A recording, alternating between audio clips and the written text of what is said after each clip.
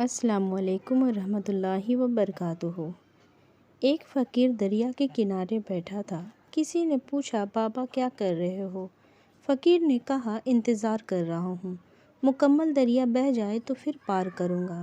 اس آدمی نے کہا، کیسی بات کرتے ہو بابا، مکمل پانی بہنے کے انتظار میں تو تم کبھی بھی دریا پار نہیں کر پاؤ گے۔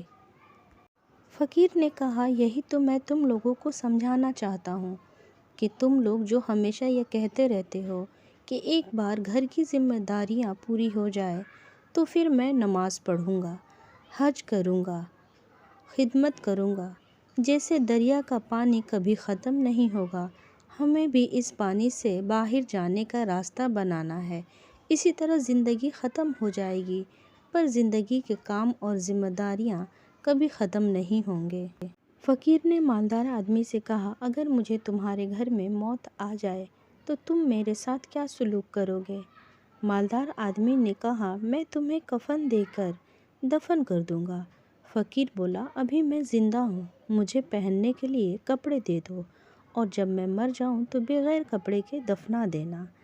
یہ ہم لوگوں میں سے بہت سے افراد کی داستان ہے کہ جب تک ہم زندہ رہتے ہیں ایک دوسرے کی قدر نہیں کرتے، لیکن مرنے کے بعد ایک دوسرے کے لیے بڑھ بڑھ کر نیکیاں کرنے لگتے ہیں۔